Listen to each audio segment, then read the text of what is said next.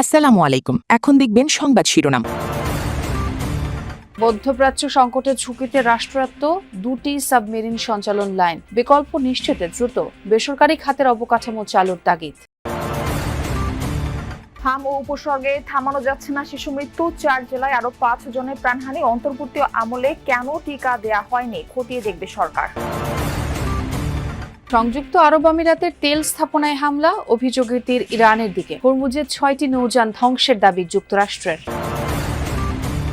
শাপলা চত্বর হত্যাকাণ্ডে সব মিলিয়ে 58 জন নিহত ব্যক্তিকে শনাক্ত করেছে তদন্ত সংস্থা, জানালেন চিফ প্রসিকিউটর। 7 জুনের মধ্যে দেয়া হবে প্রতিবেদন। এতক্ষণ দেখছিলেন সংবাদ শিরোনাম, এবারে দেখবেন বিস্তারিত। দেশের সাবমেরিন কেবলের সঞ্চালন ব্যবস্থা নিয়ে উদ্বেগ বাড়ছে।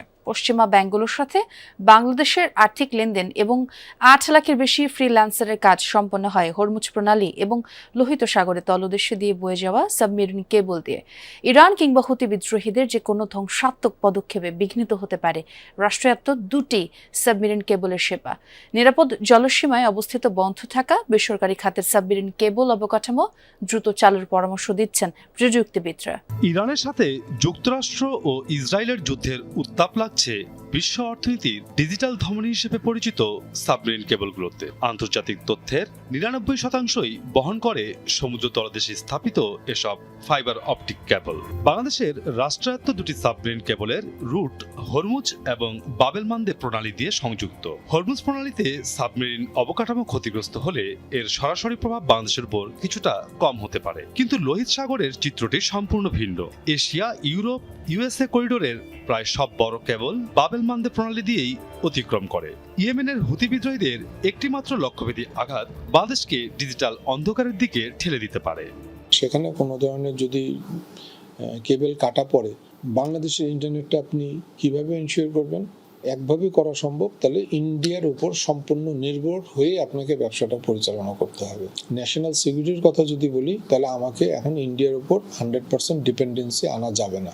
বাংলাদেশ বর্তমানে প্রায় 9000 জিপিএস ইন্টারনেট ব্যান্ডউইথ ব্যবহার করে, যার মধ্যে প্রায় 600 জিপিএস আসে সরাসরি আমেরিকা ও ইউরোপ থেকে হরমুজ এবং বাবেল মান্দে প্রণালী হয়ে। সরু জলপথ দিয়ে আসা এই 6 থেকে 7% ব্যান্ডউইথই বাংলাদেশের ডিজিটাল অর্থনীতির অক্সিজেন।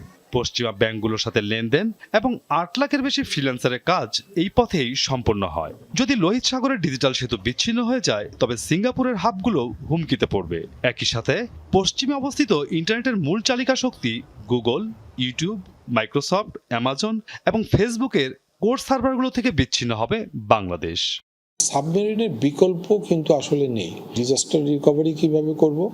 সাবমেরিন কেবলের কোনো ধরনের মেনটেনেন্সের সময় আমি সাপ্লাইটা কিভাবে এনশিওর করব? আচ্ছা, এই আলোচনায় আমি নির্দ্বিধায় বলতে পারি যে বাংলাদেশে মাল্টিপল সাবমেরিন কেবল দরকার আছে। বৈশ্বিক সংকটের পাশাপাশি রাষ্ট্রায়ত্ত দুটি সাবমেরিন কেবলের বর্তমান সক্ষমতা নিয়েও উদ্বেগ আছে। দ্বিতীয় সাবমেরিন কেবল সিমিউ 5 দেশে হাম ও উপসর্গে থামছে না মৃত্যু। 24 ঘন্টায় রাজশাহী, ময়মনসিংহ, রংপুর ও সিলেটে প্রাণ গেছে আরো 5 শিশুর। এর মধ্যে সিলেট ওসমানী মেডিকেলে মারা গেছেন 2 জন। রাজশাহী মেডিকেল কলেজ হাসপাতালে নতুন রোগী ভর্তি হয়েছেন 8 জন। চিকিৎসা শেষে বাড়ি ফিরেছেন 18 জন। চিকিৎসাধীন রয়েছেন 112 জন। ময়মনসিংহ মেডিকেলে 24 ঘন্টায় ভর্তি হয়েছেন 19 জন। এছাড়া খুলনা, বরিশাল, চট্টগ্রাম বিভাগের বিভিন্ন হাসপাতালগুলোতেও রোগীর ভিড় রয়েছে। অনেক জায়গায় ওয়ার্ডে পর্যাপ্ত জায়গা সংকুলন না হওয়ায় বারান্দায় রেখে রোগীদের চিকিৎসা দেওয়া হচ্ছে। এমন পরিস্থিতিতে শিশুদের স্বাস্থ্য সুরক্ষায় অভিভাবকদের সতর্ক থাকার পরামর্শ দিচ্ছেন চিকিৎসকরা।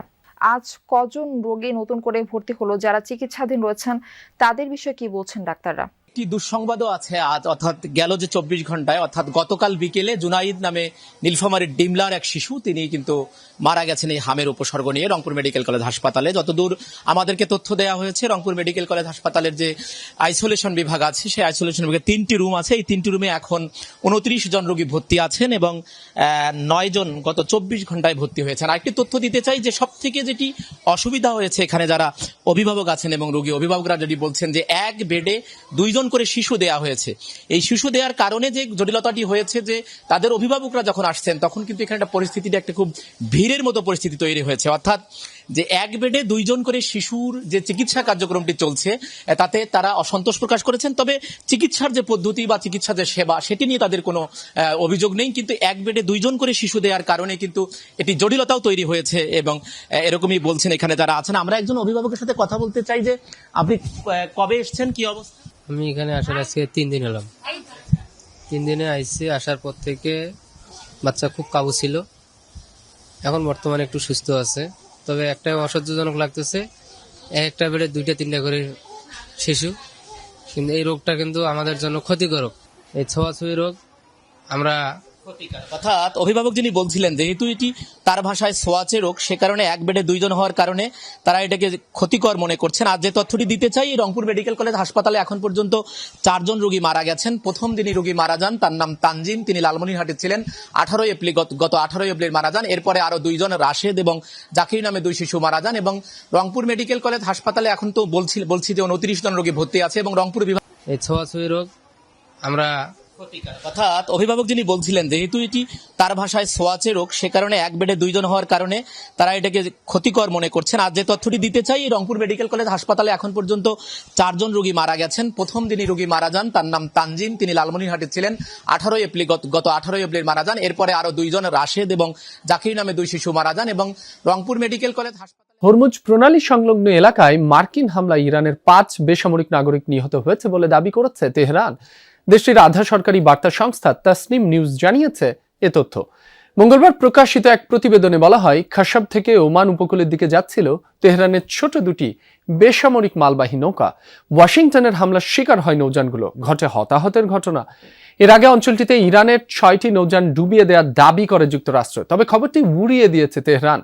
জানিয়েছে তাদের কোনো যুদ্ধজাহাজ ক্ষতিগ্রস্ত হয়নি। আরব আমিরাতের ফুজায়রা বন্দরে হামলার কথা অস্বীকার করেছে তেহরান। স্থানীয় গণমাধ্যমের কাছে ইরানের এক কর্মকর্তা জানান, আমিরাতের তেল স্থাপনায় হামলার সাথে সম্পৃক্ততা নেই তাদের। উল্টো মার্কিন সামরিক বাহিনীর ওপরই দায় চাপান তিনি। বলেন, হরমুজ প্রণালী ঘিরে যুক্তরাষ্ট্রের সামরিক তৎপরতার ফলেই হয়েছে এই ঘটনা। আবারও উত্তপ্ত হয়ে উঠেছে মধ্যপ্রাচ্যের পরিস্থিতি। যুদ্ধবিরতির মধ্যেই নতুন করে পাল্টাপাল্টি হামলার অভিযোগ উঠেছে। সংযুক্ত আরব আমিরাতের দাবি, সোমবার ইরান থেকে ছোড়া ড্রোন ও ক্ষেপণাস্ত্র হামলার লক্ষ্যবস্তু হয় তাদের তেল স্থাপনা। 3টি ড্রোন ভূপাতিতের কথাও জানায়। ড্রোনের ধ্বংসাবশেষ থেকে আগুন ধরে যায় ফুজাইরা পেট্রোলিয়াম স্থাপনায়। একে বিশ্বাসঘাতকতা আখ্যা দিয়ে পাল্টা জবাবের অধিকার রয়েছে বলে জানিয়েছে আমিরাত। যদিও এখনও হামলার দায় স্বীকার করেনি তেহরান। যুদ্ধবিরতির মধ্যে এখন হামলার তীব্র নিন্দা জানিয়েছে মধ্যপ্রাচ্যের বিভিন্ন দেশ। অন্যদিকে প্রজেক্ট ফ্রিডমের আওতায় ইরানের 6টি ছোট নৌযান ডুবিয়ে দেওয়া হয়েছে বলে জানায় যুক্তরাষ্ট্র। বাণিজ্যিক জাহাজ চলাচলে বাধা দেওয়ার চেষ্টা করায় এই হামলা বলে দাবি সেন্টকমের। যুদ্ধবিরতির মধ্যেই নতুন করে পাল্টাপাল্টি হামলার অভিযোগ উঠেছে। সংযুক্ত আরব আমিরাতের দাবি, সোমবার ইরান থেকে ছোড়া ড্রোন ও ক্ষেপণাস্ত্র হামলার লক্ষ্য